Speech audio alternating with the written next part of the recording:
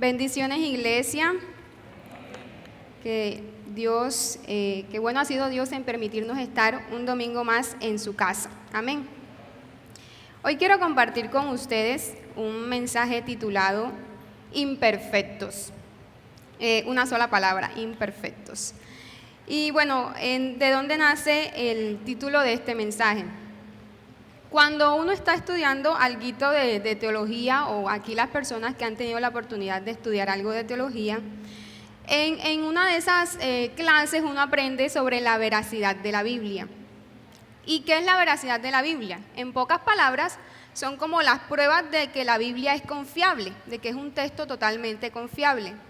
¿Y cuáles son esas pruebas que aprendemos? Una es la exactitud del texto, otra es la evidencia arqueológica, otra es la unidad del mensaje, otra es la enseñanza de Cristo y la última prueba de la confiabilidad de la Biblia se llama la honestidad de los relatos. Y nos vamos a centrar en esa prueba, la honestidad de los relatos. Cuando usted se toma el trabajo de leer una biografía de hombres y mujeres que según los estándares de esta sociedad son hombres y mujeres buenos o fueron hombres y mujeres buenos, usted generalmente cuando lee esas biografías, usted no va a encontrar que incluyan las debilidades o los pecados que esas personas cometieron.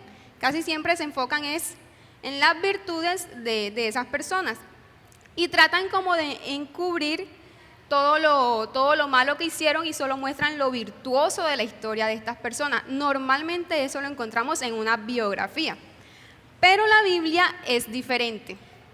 Cuando usted se toma el trabajo de leer la Biblia y de leer las historias de los personajes bíblicos, usted va a encontrar que se habla con total honestidad de ellos. Usted no va a encontrar que solamente de los personajes hablan lo bonito y lo bueno. En la Biblia encontramos que se habla de los pecados de los grandes líderes y de ahí nace el título de este mensaje, Imperfectos. Vámonos a Hebreos 11. Hebreos 11. Y antes de leer algunos versículos de Hebreos, quiero comentar un poquito de este capítulo. Este capítulo se podría catalogar, y muchos lo han catalogado como una obra maestra de la literatura. Apartando el mensaje y la gran enseñanza que nos deja, su forma literaria es muy bonita, porque se apega a una práctica literaria que se conoce como retrospectiva histórica. Lo que hace Hebreos 11 es como hacer un pequeño resumen de la historia judía, y este resumen lo hace en forma particular, pues resaltando algunas biografías de algunas personas que eran dignas de alabar. Entonces, Hebreos 11 usted va a encontrar como pequeñas biografías, esa retrospectiva buscando esas personas que son dignas de alabar. Y también les decía que era como una obra literaria porque también se construye en un instrumento literario que se llama anáfora. Cuando usted lee Hebreos 11, usted va a encontrar que casi siempre al iniciar un nuevo relato comienza con una frase y es por la fe. Y usted en todo el capítulo va a encontrar por la fe. Eso se le conoce como anáfora. Bien, vamos a leer algunos versículos de Hebreos 11, versión Reina Valera. No nos vamos a centrar en leerlo todo porque no nos alcanzaría el tiempo. Dice, versículo 4. Por la fe Abel ofreció a Dios más excelente sacrificio que Caín. Versículo 5. Por la fe Enoc fue traspuesto para no ver muerte. Versículo 7. Por la fe Noé, cuando fue advertido por Dios acerca de cosas que aún no se veían, con temor preparó el arca en que su casa se salvara. Versículo 8. Por la fe Abraham, siendo llamado, obedeció para salir al lugar que había de recibir como herencia. Versículo 11. Por la fe también la misma Sara, siendo estéril, recibió fuerzas para concebir. Versículo 21. Por la fe Jacob, al morir, bendijo a cada uno de los hijos de José. Versículo 22. Por la fe José, al morir, mencionó la salida de los hijos de Israel. Versículo 23. Por la fe Moisés, cuando nació, fue escondido por sus padres por 3 meses. versículo 31. Por la fe Rahab, la ramera, no pereció juntamente con los desobedientes. Y ya el versículo 32, ¿y qué más digo? Porque el tiempo me faltaría contando de Gedeón, de Barak, de Sansón, de Jefté, de David, así como de Samuel y de los profetas.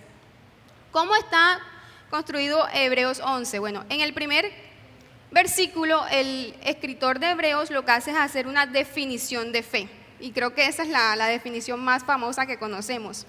Luego en el versículo 2, él da la tesis central de su capítulo. ¿Y cuál es la tesis central? Lo que les decía, examinar algunos ejemplos dignos de alabar. Y luego en los siguientes versículos hace como un recorrido, se mueve sistemáticamente desde Génesis hasta Josué. Hace un especial énfasis en Abraham y en Sara, también hace un énfasis en Moisés y luego hace como un breve repaso desde los jueces en adelante.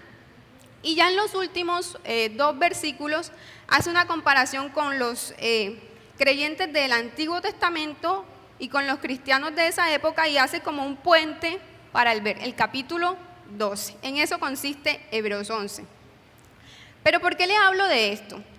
Cuando uno lee Hebreos 11 y uno dice héroes de la fe, porque así son conocidos y así es el título, héroes de la fe, uno creería que todas esas personas que se mencionan ahí en Hebreos 11, todos los que yo les leí en los versículos, fueron personas intachables. O sea, decimos, bueno, si los menciona Hebreos 11 es porque fueron personas que no se equivocaron, que tuvieron una vida totalmente íntegra, que no pecaron y por eso están ahí en Hebreos 11. Pues déjenme decirles que no. Fueron personas y fueron seres humanos que también cometieron pecados. Y no los quiero escandalizar, pero vaya pecaditos que cometieron esas personas. O sea, fueron pecados que uno queda como que, wow, ¿qué es esto? Y por ponerle algunos ejemplos de esos pecados que cometieron esas personas mencionadas ahí en Hebreos 11, ahí se menciona a Noé. Y todos conocemos a Noé como famoso por construir un arca. Cuando no había llovido nunca, Dios le da esa palabra, él comienza a predicar por muchos años, pero al final vemos que llega el diluvio y los únicos que se salvan es Noé y su familia. ¿Qué sucedió después de eso? Después de eso la Biblia nos relata que Noé se embriaga y uno de sus hijos lo ve desnudo. ¿Y qué ocurre después con eso? Dice la Biblia que Noé maldijo a ese hijo y luego bendijo a los otros que lo cubrieron. Entonces, fue muy bueno lo que hizo con el arca, pero también tuvo sus equivocaciones. Abraham y Sara. Abraham y Sara, Abraham conocido como el padre de la fe, tenían una promesa de Dios de un hijo, pero en el desespero hicieron las cosas a su manera. Abraham tuvo un hijo con la sierva de Sara y eso generó un conflicto enorme. Entonces, el padre de la fe también tuvo equivocaciones, también cometió pecado. Jacob, ¿qué hizo Jacob? Con la ayuda de su mamá, armó un plan, pero un super plan para engañar a su padre y que su padre lo bendijera creyendo que era su hermano Esaú. O sea, engañó a su propio papá y eso también creó un conflicto enorme. Ahora, uno pensaría que ya Jacob desde ahí como que se compuso. No. Luego cuando Jacob fue padre, cometió también un error grande. Jacob mostraba favoritismo entre sus hijos y eso también creó un conflicto grande. Así que tampoco vemos por ahí que Jacob fue una persona intachable. Moisés fue un asesino. Nos cuenta la historia que cuando él observó a un egipcio golpear a uno de los hebreos, dice que mata al egipcio, empieza a mirar para todos lados si alguien lo está viendo, como supuestamente nadie lo estaba viendo, escondió el cuerpo de egipcio en la arena y aquí no ha pasado nada, hasta que después sabe que lo descubrieron. También se menciona a Rahab. Rahab, pues qué más decir, era una prostituta, pero es mencionada en Hebreos 11. Y por último, no mencionan otros, pero por último ejemplo, Sansón. Sabemos que la historia de Sansón tenía ciertas debilidades por las mujeres y él era nazareo y no cumplió con esas responsabilidades que tenía como nazareo. Así que si nosotros hacemos un recorrido por todos estos personajes, nos vamos a dar cuenta que no fueron seres perfectos, que no fueron seres intachables. Pero hoy nos vamos a centrar en uno de ellos, y nos vamos a centrar en David. Vamos a estudiar un poquito lo que es la historia de David. David, muy conocido como el hombre conforme al corazón de Dios. Y todos lo conocemos como un adorador, un salmista, pues un rey que dio mucho de qué hablar en la parte muy buena. Pero David también cometió errores. El hombre conforme al corazón de Dios cometió pecados, y pecados que también quedamos nosotros como escandalizados, como que wow, David, ¿tú fuiste capaz de hacer eso? Pues sí, lo hizo. Vámonos a segundo libro de Samuel, capítulo 11, y vamos a comenzar leyendo del versículo 2 al 5. Voy a leer en Nueva Versión Internacional. ¿Qué es lo primero que vamos a ver de David? Esta primera parte vamos a ver a David como un asesino y un adúltero. Entonces, segundo libro de Samuel 11, del 2 al 5. Una tarde, al levantarse David de la cama, comenzó a pasearse por la azotea del palacio. Y desde allí vio una mujer que se estaba bañando. La mujer era sumamente hermosa, por lo que David mandó a que averiguaran quién era, y le informaron: se trata de Betsabé, que es hija de Elián y esposa de Urías elitita. Entonces David ordenó que la llevasen a su presencia, y cuando Betsabé llegó, él se acostó con ella. Después de eso, ella volvió a su casa. Hacía poco que Betsabé se había purificado de su menstruación, así que quedó embarazada y se lo hizo saber a David. ¿Qué vemos aquí en esta historia?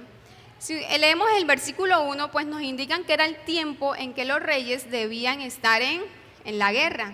David era rey, por ende David debía estar en la guerra. Pero David estaba paseándose en la azotea. Hasta ahí, pues todo normal. Dice que cuando eso sucedió, ahí vio David una mujer bañándose y nos hacen la aclaración que era sumamente hermosa. Hasta ahí también pues normal, ¿verdad? David pues no tenía la culpa de que esa mujer se estuviera bañando, y la vio y le pareció bonita. Pues bien, ¿de dónde empieza a fallar David? Dice que él manda a averiguar quién era la mujer, y le dicen el papá, y le dicen que la mujer es casada. Le hacen la aclaración, es una mujer casada. Y ahí David sí perdió por completo. Sabiendo que era una mujer casada, se aprovechó de su posición como rey, la manda a buscar y se acuesta con ella.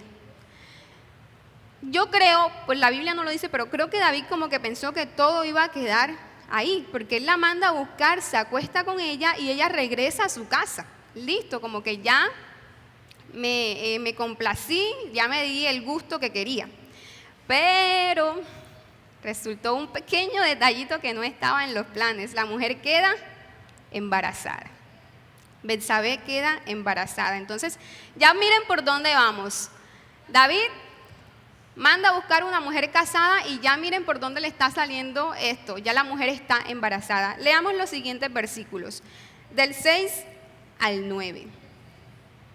Entonces David le envió este mensaje a Joab: mándame aquí a Urías elitita. Y Joab así lo hizo. Cuando Urías llegó, David le preguntó cómo estaban Joab y los soldados y cómo iba la campaña. Luego le dijo: vete a tu casa y acuéstate con tu mujer. Tan pronto como salió del palacio, Urías recibió un regalo de parte del rey. Pero en vez de irse a su propia casa, se acostó en la entrada del palacio donde dormía la guardia real. Miren por dónde va todo lo que está maquinando David. El esposo de esta mujer estaba en la guerra y pues manda a buscarlo, y cuando lo traen, le dice, pues vete a tu casa y acuéstate con tu mujer. ¿Cuál era la intención de David al decirle eso? Tapar el embarazo de Betsabé. Vete a tu casa y acuéstate con tu mujer. Y antes de irse a la casa dice que le da un regalo. O sea, David estaba maquinando el plan perfecto para encubrir lo que había hecho. Pero este hombre resultó que era un hombre muy íntegro y él no se fue a la casa porque él decía, mientras mis compañeros los soldados están allá peleando, ¿cómo voy a ir yo a mi casa y me voy a acostar con mi mujer? No, yo no puedo hacer eso. Y dice que se quedó en la entrada del palacio donde dormía la guardia real. Esto, cuando David se enteró de esto, pues esto como que mi plan ha fracasado. Pero no crean ustedes que David se queda ahí. Leamos los siguientes versículos. Versículos 12 al 15. Ya es David hablando con él, dice, bueno, entonces quédate hoy aquí y mañana te enviaré de regreso, replicó David. Urías se quedó ese día en Jerusalén, pero al día siguiente lo invitó a un banquete y logró emborracharlo. A pesar de eso, Urías no fue a su casa, sino que volvió a pasar la noche donde dormía la guardia real. A la mañana siguiente, David le escribió una carta a Joab y se la envió por medio de Urías. La carta decía, pongan a Urías al frente de la batalla, donde la lucha sea más dura. Luego déjenlo solo para que lo hieran y lo maten. ¿Qué hizo David ahora? Como vio que el primer intento de que Urías fuera a su casa no funcionó, David logra que Urías se embriague. Dice, bueno, si Urías está pues tomado completamente, él va a ir a su casa y se va a acostar con su esposa. Pero Urías tampoco hace eso, aún Urías estando embriagado no va a su casa, sino que duerme ahí en donde dormía la guardia real. Ahora, esto es la parte como más cínica de lo que hizo David. David le manda una carta a Joab, que es quien está al frente de la batalla allá, y le manda la carta, dice, ponga a Urías en el frente de la batalla donde sea más dura esta batalla. Cuando esté ahí, lo vas a dejar solo para que lo hieran y lo maten. Ahora, ¿saben con quién mandó David esa carta a Joab?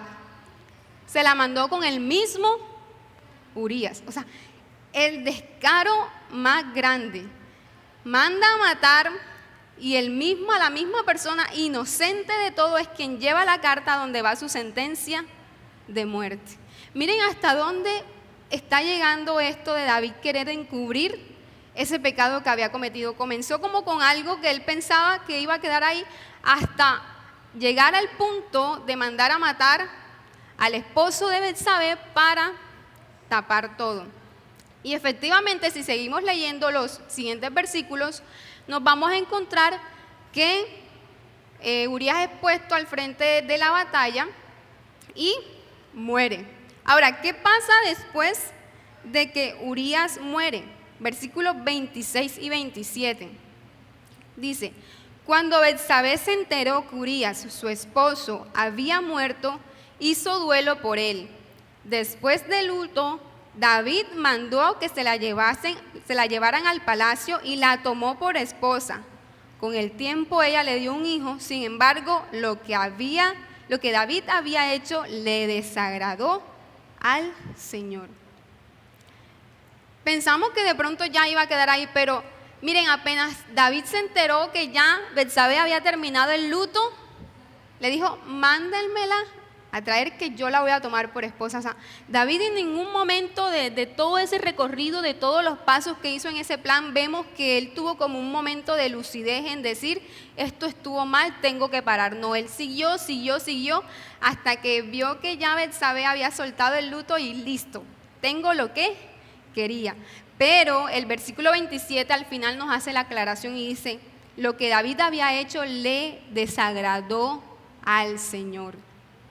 Por ende, en el capítulo 12, vemos cómo David es confrontado. Y vamos a leer del capítulo 12 del 1 al 6. Y prestemos la atención a esta historia porque es bastante interesante. El Señor envió a Natán para que hablara con David. Cuando se presentó ante David le dijo: 2 hombres vivían en un pueblo, uno era rico y el otro pobre. El rico tenía muchísimas ovejas y vacas, y en cambio el pobre no tenía más que una sola ovejita que él mismo había comprado y criado. La ovejita creció con él y con sus hijos. Comía de su plato, bebía de su vaso, dormía en su regazo. Era para ese hombre como su propia hija. Pero sucedió que un viajero llegó de visita a casa del hombre rico, y como éste no quería matar ninguna de sus propias ovejas o vacas para darle de comer al huésped, le quitó al hombre pobre su única ovejita. Ahora miren la reacción de David cuando escucha la historia. Tan grande fue el enojo de David contra aquel hombre que le respondió a Natán: tan cierto como que el Señor vive, que quien hizo esto merece la muerte. ¿Cómo pudo hacer algo tan ruin? Ahora pagará 4 veces el valor de la oveja. Qué historia, ¿verdad? El profeta viene y le dice a David: mira, había un hombre que tenía una sola ovejita, pero había otro rico que tenía muchas ovejas y muchas vacas, y resulta que cuando el rico tenía un invitado en su casa, no quiso matar a ninguna de sus ovejas o de sus vacas, sino que fue y le cogió la única ovejita que tenía el hombre pobre. Y cuando David se entera de eso, tal persona merece la muerte. Y luego el profeta le dice: bueno, David, esa persona eres tú. Y ahí es cuando David es confrontado con su pecado. Pero ¿por qué les cuento esto y por qué les hacía énfasis que el versículo 27 decía que a Dios le había desagradado lo que había hecho David? Porque miren lo que dice el versículo 13. Dice: he pecado contra el Señor, reconoció David ante Natán. El Señor ha perdonado ya tu pecado y no morirás, contestó Natán. Dios lo perdonó. Ahora, humanamente, o sea, yo cuando leo esta parte de la historia de David, yo me escandalizo, y yo creo que no soy la única. O sea, me parece algo como que tan fuera de serie lo que hizo David. Y ver cómo Dios en su misericordia permite que el profeta vaya, permite que el profeta le diga todo eso para que David pueda reconocer su pecado. Y luego que David ya reconoce su pecado, simplemente el profeta le dice: David, ya Dios te ha perdonado. Ese es el Dios que tenemos. Humanamente yo digo: wow, o sea, David, ¿cómo se va a ganar el perdón de Dios así tan facilito con todo lo que hizo? Pero Dios es así, Dios lo perdonó. Somos seres imperfectos, amados por un Dios perfecto. Amén. Otra parte de la historia de David que quiero mencionar, en esta parte les dije que se llamaba David como asesino y adúltero. Esta parte es ver a David como un padre ausente. Como un padre ausente. ¿Y qué es un padre ausente? Son ese tipo de padres que están con los hijos, pero a la vez no están. ¿Cómo así? Se convierten casi en una figura fantasmal en la casa. Solamente como que aportan económicamente, pero no cumplen ese rol de guía, no cumplen ese rol de mentor, ese rol de orientador en la casa. O sea, padres presentes, pero ausentes. Y David también cometió ese error de ser un padre ausente. Leamos, no lo vamos a leer porque es un poquito largo, pero está en segundo libro de Samuel, está en el capítulo 13. ¿Qué sucede aquí? David tenía un hijo llamado Absalón. Absalón tenía una hermana que también era muy bonita, y esta hermana se llamaba Tamar. Nos dice la historia que David tenía otro hijo llamado Amnón, y ese hijo de David se enamora de Tamar. Llegó hasta tal punto a enamorarse de Tamar que nos cuenta la historia bíblica, que dice que se enfermó de angustia porque decía: mi hermana, pues era su medio hermana, es una mujer virgen y va a ser muy difícil que yo la tenga. Y dice que se enamoró de angustia porque veía muy difícil la situación de él poder estar con su hermana. Ahora, vaya joyita de amigo que se ganaba Amnón. Había un amigo de Amnón que se llamaba Jonadab. Y este amigo le propuso, le dijo, pues mira, hazte el enfermo. Cuando tú te hagas el enfermo, tu papá, que era el rey David, él te va a ir a visitar. Y cuando tu papá te vaya a visitar, tú le vas a hacer una propuesta. Le vas a decir que mande a tu hermana Tamar, que te cocine. Y pues así tú te vas a sentir mejor. Efectivamente, este se hizo el enfermo, o sea, enfermo de gravedad, que David, como su papá, lo fue a visitar. Y cuando David lo va a visitar, vemos que él no le pregunta nada, ¿por qué me haces esta propuesta? No le dice, padre, por favor que mi hermana Tamar venga aquí a la casa, me cocine y así yo me voy a sentir mejor.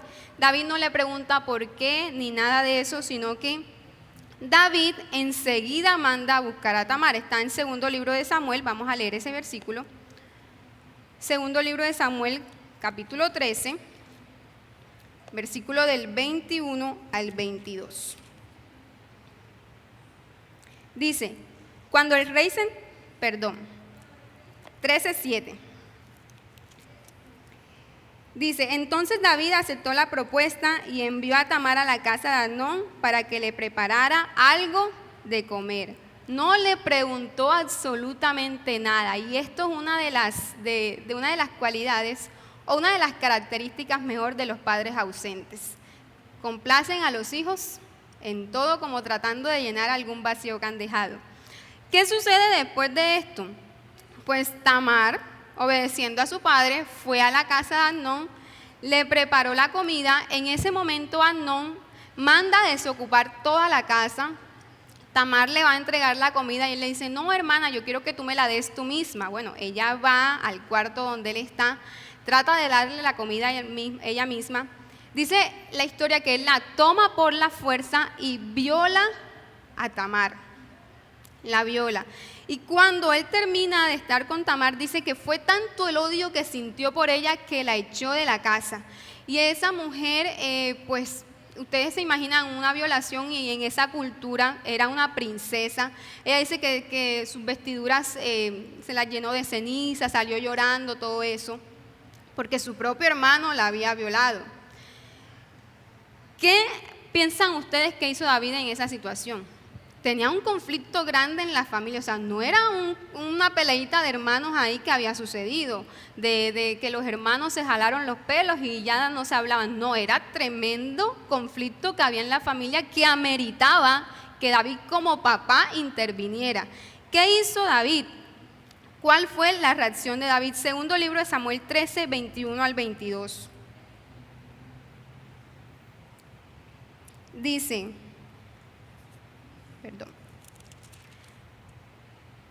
cuando el rey David se enteró de lo que había sucedido, se enojó mucho. Listo. Cuando el rey David se enteró de lo que había sucedido, se enojó mucho. Esa fue lo que hizo David en esta situación donde los hijos habían cometido tremenda equivocación. Y miren lo que pasa en el versículo 22. Absalón nunca habló de esto con Amnón. Sin embargo, lo odió profundamente por lo que le había hecho a su hermana. David no intervino en la situación que estaban pasando sus hijos. ¿Y qué creó esto? Hizo que el odio entre hermanos fuera creciendo. Y David como padre debió intervenir en esta situación, pero no lo hizo. Dice que solamente fue grande su enojo y listo, no hizo nada. Quedó Tamar como la víctima. Y cuando, haciendo un paréntesis en este tipo de situaciones, cuando tú no haces nada, es como si te estuvieras poniendo del lado del victimario. Es lo mismo. No hacer nada a favor de la víctima es ponerte del lado del victimario. ¿Qué sucede después de esto? Pasaron 2 años. Absalón dejó que pasaran 2 años como para ver una aparente calma. Y luego Absalón prepara un banquete donde invita a todos los hijos del rey. Incluso invita hasta el mismo David, pero David le dice que él no va a asistir. Cuando en el banquete Absalón le dice a sus siervos, presten la atención a mi hermano Amnón, cuando él esté tomado, ahí lo van a atacar y lo van a matar. Y efectivamente, cuando Amnón estuvo tomado, lo mataron. Miren hasta dónde llegó esta problemática. Comenzó 2 años atrás. Y yo no sé qué hubiese pasado, pero de pronto si David hubiese intervenido, hecho algo, de pronto no hubiese terminado esta situación aquí entre los hermanos armando plan para matarse. Ahora, si ustedes siguen leyendo la historia, eso fue el desastre total que incluso es lo que conocemos como ya toda la caída de David y toda esa pelea que hubo ahí. Entonces, como podemos ver, David, un hombre de Dios, porque no podemos negar que David fue un hombre de Dios, David no fue una persona intachable. David fue una persona que cometió pecado, un adúltero, un asesino, una persona lejos de tener la familia perfecta. Pero aún así Dios lo perdonó, lo usó y a través de David fueron bendecidas muchas personas. Incluso a través de David nosotros hemos sido bendecidos. Hoy cuando leemos esos salmos, ¿cierto? Son de mucha bendición para nuestras vidas. Y ya voy terminando. Ya quiero ir dando la aplicación de este tema. Primera aplicación de lo que hemos aprendido hoy. La Biblia nos muestra, como les decía al principio, que los seres humanos somos capaces de cometer cosas horribles. O sea, los seres humanos somos capaces de lo peor. Y al la Biblia mostrarnos eso, a la Biblia ser tan honesta, esa honestidad de la Biblia nos da esperanza a nosotros. Si la Biblia no mostrara esos relatos, nosotros no tuviéramos esperanza hoy en día. Si la Biblia solo nos mostrara personajes que fueron perfectos, intachables, entonces nosotros diríamos, bueno, ¿yo qué hago aquí? Yo una persona tan imperfecta, entonces, ¿qué hago aquí? Pero al la Biblia mostrarnos esa honestidad nos da esperanza.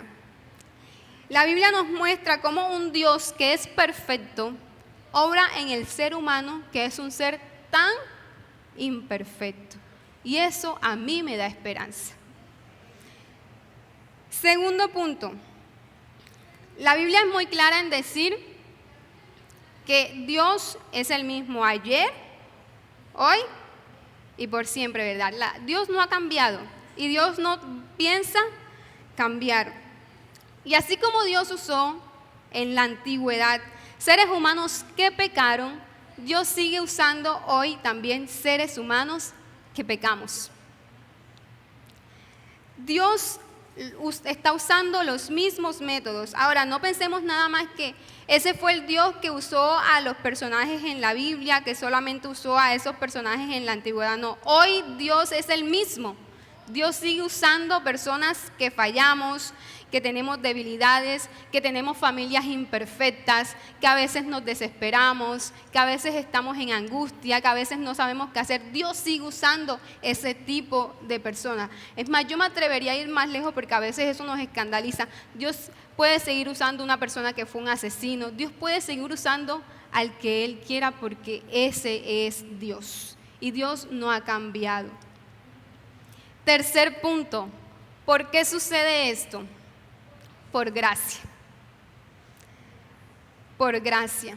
Nosotros no merecemos el amor de Dios, no merecemos el perdón de Dios, pero aún así Él nos los da y eso se llama gracia. Sublime gracia, como dice un himno, sublime gracia del Señor que a un infeliz salvó.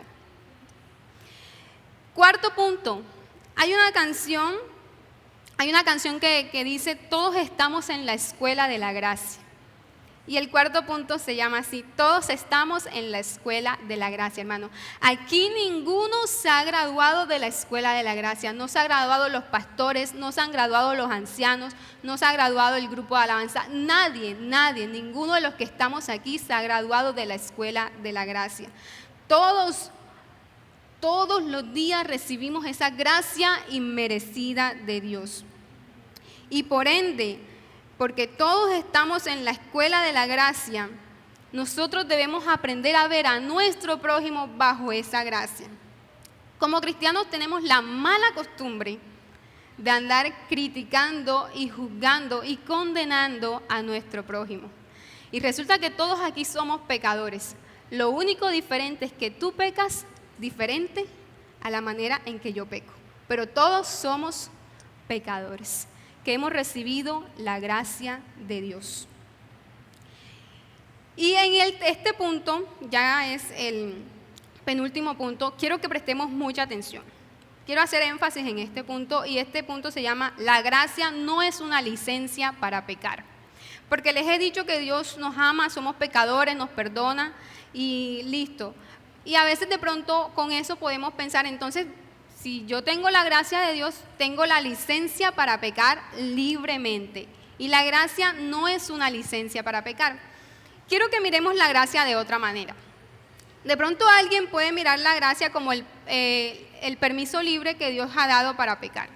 Pero quiero que la miremos como ese regalo inmerecido que hemos recibido de Dios, ese regalo que Dios nos ha dado y que nosotros estamos tan asombrados con ese regalo que nos hace querer agradecerle a Dios por ese regalo. ¿Y cuál es la manera de agradecerle a Dios? Pues queriendo no fallarle a Dios, queriendo tener una vida recta delante de Él. Que nos duela cada vez que fallamos, cada vez que pecamos. Entonces, esa es la manera correcta de ver la gracia. Tengo un regalo tan grande que Dios me ha dado, tengo un amor tan grande que Dios me ha dado y yo quiero corresponder a ese amor. Pero qué triste es que veamos la gracia como el permiso para pecar, porque no es así. No es así, no es un permiso para pecar.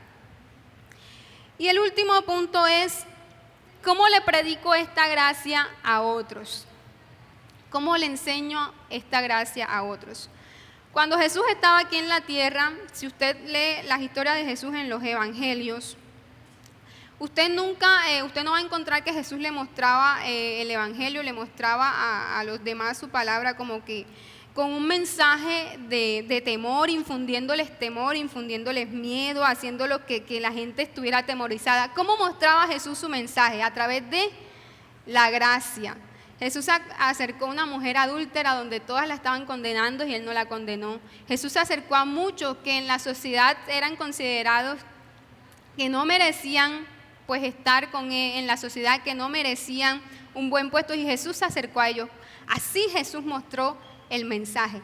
¿Cómo puedo predicar yo el mensaje de Dios? A través de la gracia, como lo hizo Jesús. Si yo recibí esa gracia, entonces los demás también la pueden recibir. No seamos egoístas. A veces creemos y estamos agradecidos porque Dios me perdonó a mí, pero que Dios no perdona al otro, porque el otro no merece el perdón de Dios. Todos necesitamos el perdón de Dios y todos estamos bajo la gracia de Dios. Quiero leerles una frase ya para terminar. Cuando estaba preparando este mensaje, cuando ya tenía una parte del mensaje, me leí un libro.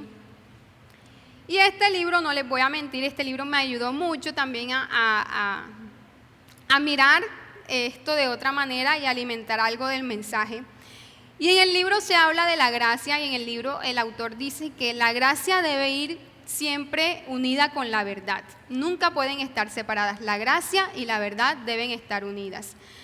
Y quiero leerle una frase que literal dice el libro, dice: enfocarnos en la gracia sin tener en cuenta la verdad fácilmente puede llevarnos al libertinaje. Enfocarnos en la gracia sin tener en cuenta la verdad fácilmente puede llevarnos al libertinaje. Y sigue con la frase: enfocarnos en la verdad sin tener una pizca de gracia termina por llevarnos al legalismo. Enfocarnos en la verdad sin tener una pizca de gracia termina por llevarnos al legalismo. El mensaje de Jesús siempre fue la verdad acompañado con la gracia. Y ese debe ser nuestro mensaje hoy en día a esta sociedad que tanto lo necesita. Predicar la verdad, pero con la gracia. Vamos a ponernos de pie. Y yo creo que es un buen tiempo para darle gracias a Dios por su perdón, por su amor inmerecido, porque somos seres tan imperfectos y aún así Él nos permite estar hoy en su casa. Aún así Él nos permite alabarle, aún así Él nos permite aprender de Él, aún así nos permite servirle. Yo siendo un ser tan imperfecto, Dios hoy me permite estar aquí predicando su palabra, y eso se llama gracia. Padre, Gracias por tu amor, por tu bondad y tu perdón hacia nuestras vidas. Gracias por mostrarnos cada día tu fidelidad, ese perdón inmerecido, tu gracia, oh Dios, en nuestras vidas. Gracias, Señor, porque no merecemos esto, pero aún así tú todos los días nos lo das. Permítenos también nosotros mostrar esa gracia a los demás. Permítenos, oh Dios, predicarte a ti, predicar a esta sociedad que tanto te necesita, mostrando tu verdad y mostrando tu gracia. Mostrando, Dios, cómo tú usaste a personas tan imperfectas, pero cómo tú hoy los sigues usando, Dios. Cómo tú hoy sigues usando a seres humanos que nos equivocamos, que pecamos y que fallamos todos los días. Gracias, Señor. Permítenos cada día seguir creciendo en ti. En el nombre de Jesús, amén. Dios te bendiga, iglesia.